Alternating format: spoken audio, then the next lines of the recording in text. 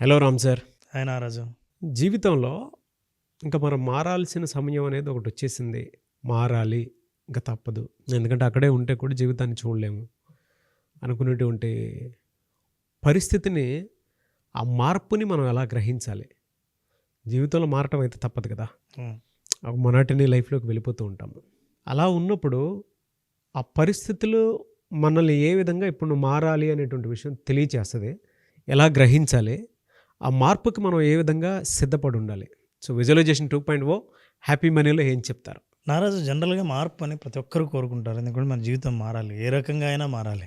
మనం బిజినెస్ చేస్తున్నా, జాబ్ చేస్తున్నా, డబ్బులు సంపాదించాలనుకున్నా, ఏదైనా మార్పు అయితే రావాలని కోరుకుంటాం. సాధారణంగా రెండు రకాలైన వ్యక్తులు ఉంటారు. పరిస్థితులు మారితే తను మారేవాడు, తను మారి పరిస్థితులు మార్చేవాడు. అయితే పరిస్థితులు మారేంత వరకు ఎదురు చూస్తావా? నీ జీవితకాలం ఎదురు చూపులే. నువ్వు మారి పరిస్థితుల్ని మారుస్తావా? అది బాధ్యత తీసుకున్నట్టు. అయితే నన్ను అడిగితే నిజంగా జీవితంలో మార్పు చాలా చిన్న మాట. కావాల్సింది మార్పు కాదు, పరిణామం, ట్రాన్స్ఫర్మేషన్ కావాలి. చేంజ్ అనేది చాలా తాత్కాలికమైంది. ఈ చేంజ్ మళ్ళీ వెనక్కి రావచ్చు, పరిణామం వెనక్కి రాదు.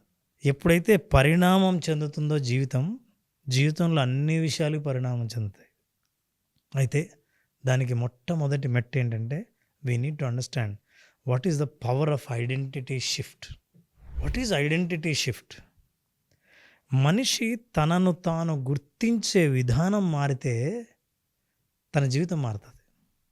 ఏంటి గుర్తించే విధానం?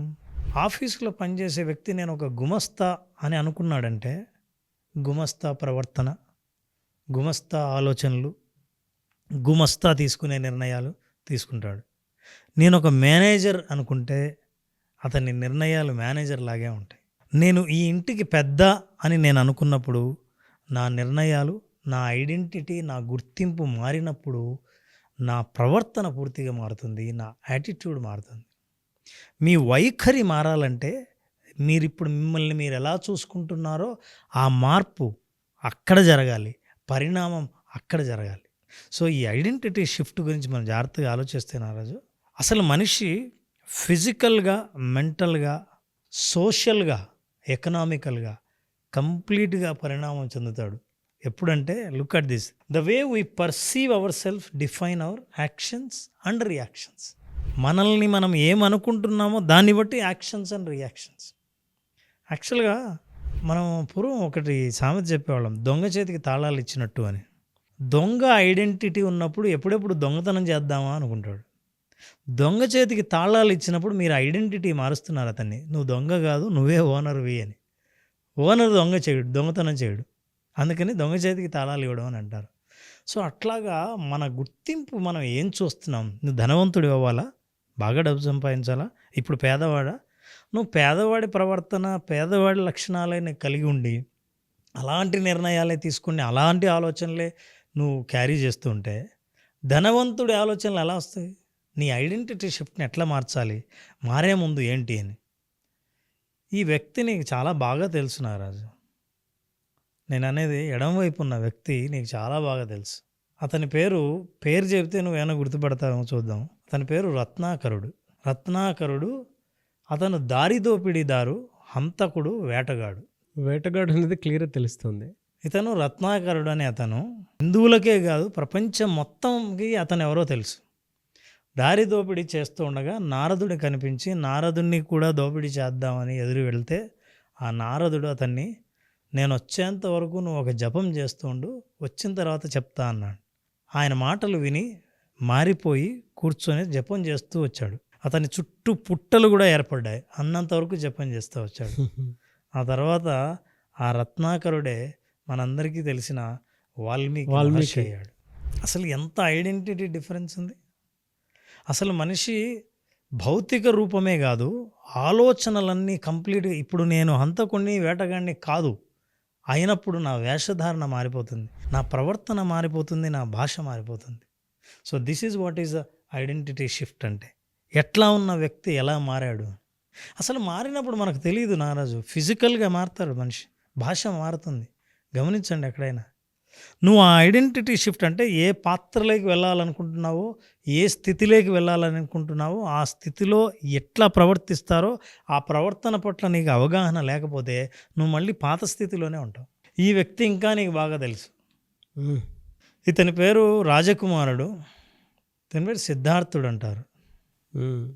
ఇతను ప్రిన్సెస్ మహారాజకుమారుడు, అంటే బయట ప్రపంచాన్నే చూడాల్సినంత అవసరం లేని అద్భుతమైన అంతఃపురంలో పెరిగిన రాజకుమారుడు.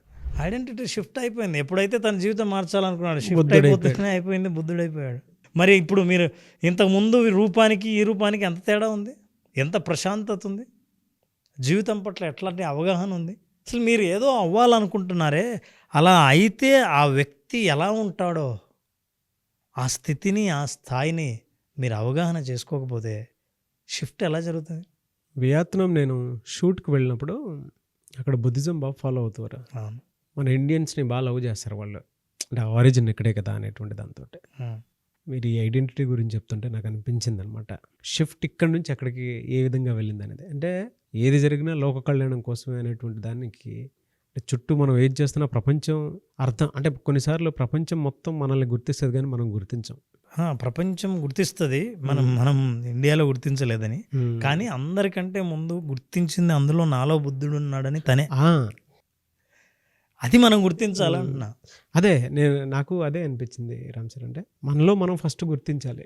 కొన్నిసార్లు మన ప్రవర్తన తెలియకుండా చుట్టుపక్కల ఉండేటువంటి వాళ్ళకి ఇతనిది అనేటువంటి ఆలోచన వచ్చినా కూడా మనం అది గుర్తించలేం కూడా. ఇప్పుడు మీరు వీడియోలో ఒక్కొక్క విషయం చెప్పేటప్పుడు అర్థమవుతుంది నాకు, వేరే వాళ్ళు చూస్తారు మన దాంట్లో కొన్నిసార్లు మన ఐడెంటిటీని, వీడి దీనికి పర్ఫెక్ట్ అని, బట్ మనం చూడలేము.